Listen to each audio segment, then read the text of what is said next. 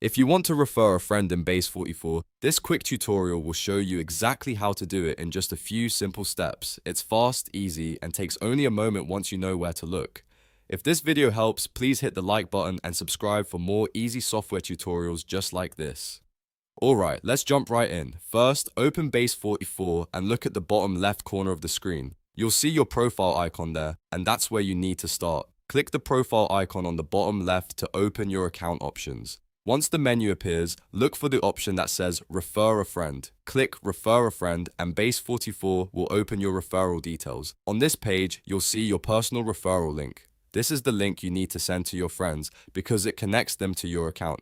Now simply copy the referral link. You can usually do that by clicking the copy button next to the link or by selecting it manually if needed.